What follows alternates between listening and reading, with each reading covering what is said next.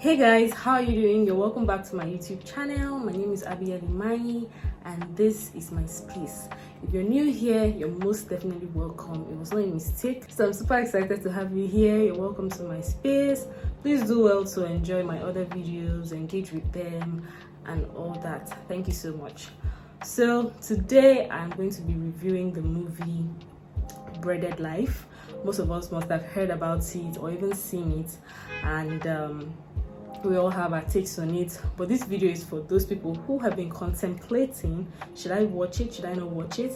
I just need somebody to tell me what the movie is about before I can decide if I watch it or not. So if that is your contemplation, if that is the boat you are in right now, this video is for you. So guys, the Breaded Life movie is a dramatic movie. It's has a little bit of comedy here and there, but I'm not going to call it an entirely comic movie. The cast of this movie, I feel like they all delivered their constituencies. They did a good job, they did a great job on this one. Bimbo Ademoye, we always know how to bring in the energy, to bring in the vibes, to bring in the action and all the drama.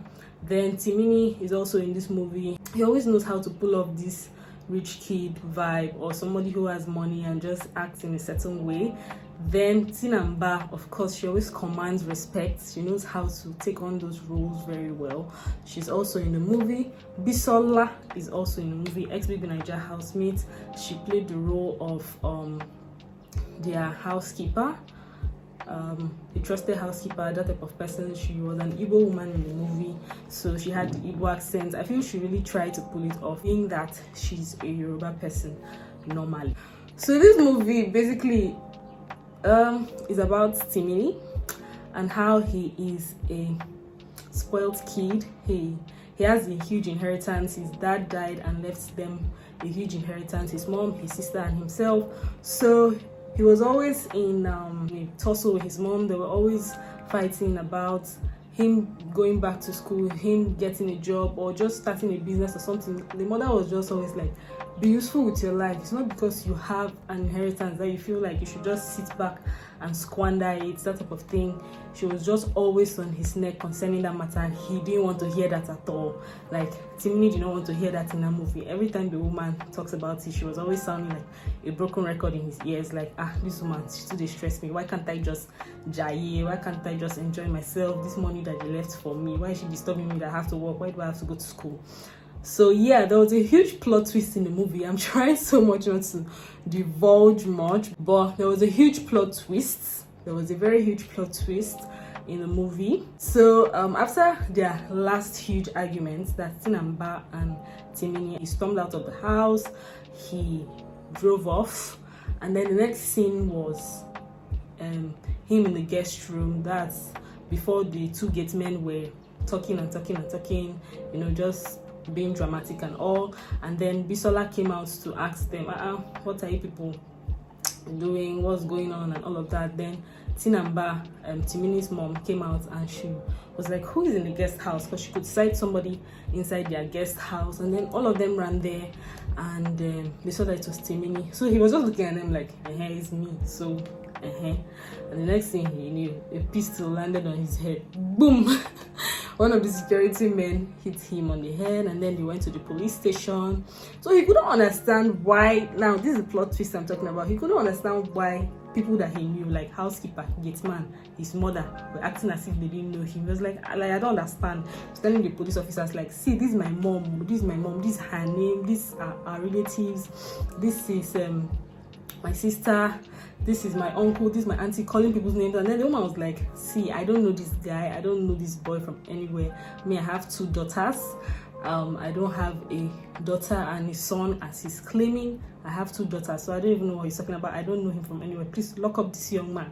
He was trespassing. I found him on my property and all of that. So this was the part that got me confused.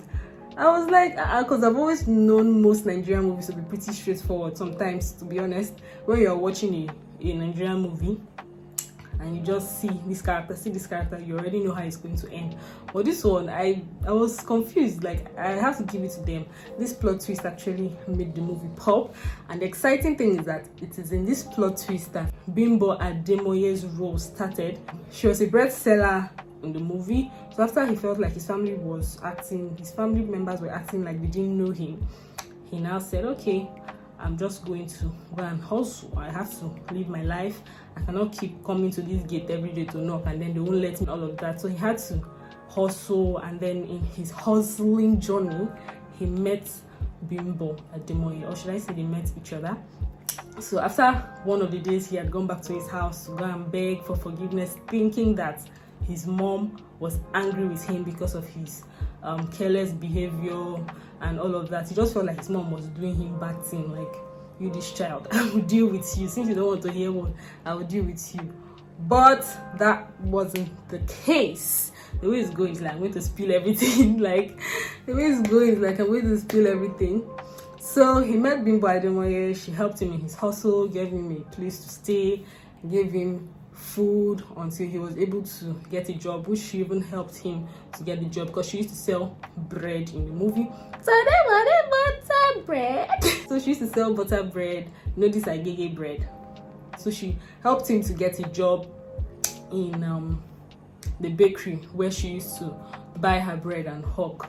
So he was now working there, but they knew themselves in the real world. I'll just say that they knew themselves in the real world. But you know that type of person that you just always take note of the person, but you guys don't really talk. You just see the person around, but you don't talk. So she was that type of person to him, and he was that type of person to her. But now in this other world, they were besties. She was like, I know you now. You are the one that lives in that house that guy does get man. I sell bread to him. Yeah, so that's how they knew themselves, and then she helped him from there, and then their love started to grow and all of that in the movie. So he now opened his own bakery, and she was part of it as well. He proposed to her, got a bigger apartment, so he was doing well for himself. Like, he was like, damn, my family, okay, you don't want to help me again. I think a lot of years had gone by, so it was not a constant thing for him, like, these people are not even going to answer me, so there's no need of me going to that gate every day to go and beg.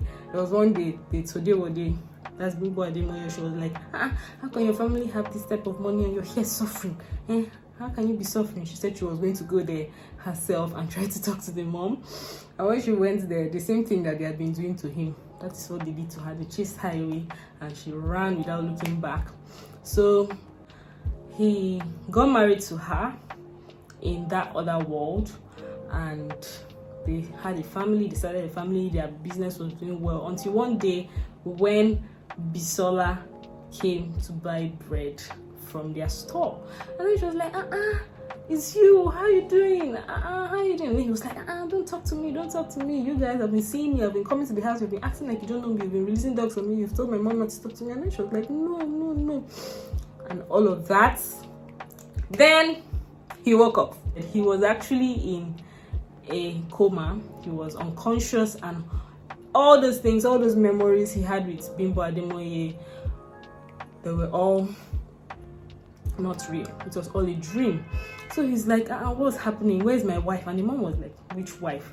He was like, I've been coming to the house, people are not. And the mom was like, you have been in a coma, been unconscious for some days now, and we've just been here sitting by your bedside, going and coming, taking care of you, waiting for the day you were going to wake up, and now you're asking for a wife. Which wife? He was like, you were not always talking to me. Every time I saw you, you drove me out of the house and all of that. So apparently that was the dream he was having when he was unconscious. Those were the things he was saying.